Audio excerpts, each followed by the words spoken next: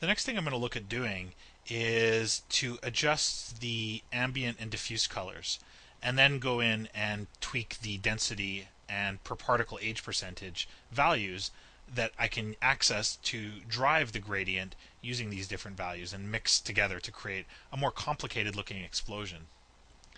So under the volume color tab, I'm going to take the ambient intensity, which is going to really add to the illumination effect up to a full value of 100%. You can notice already that our point cloud just blooms.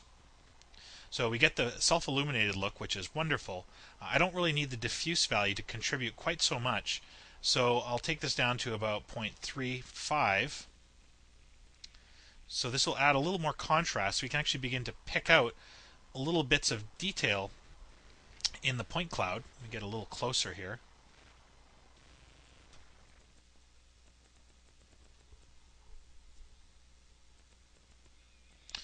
There we go. So we can see just little bits of char, etc. starting.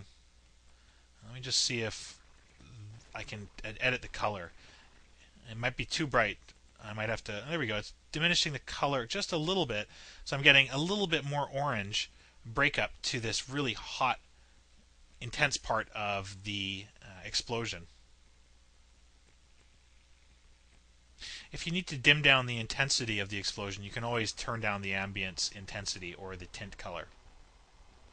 If we move back to the gradient now that we've adjusted our ambience and our diffuse colors, we can begin to affect how this gradient is blended together over the life of this volume.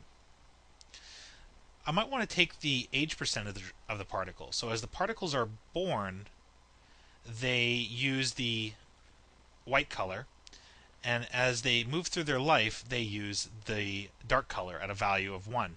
So right now, this would be distributing those colors fairly evenly through the point cloud.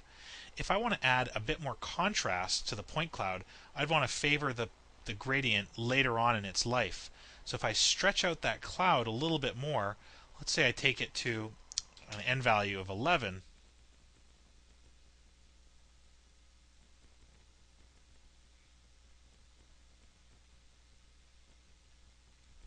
I can get some hotter values,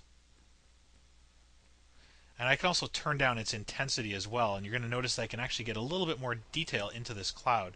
So I'll take its intensity to say 0.33.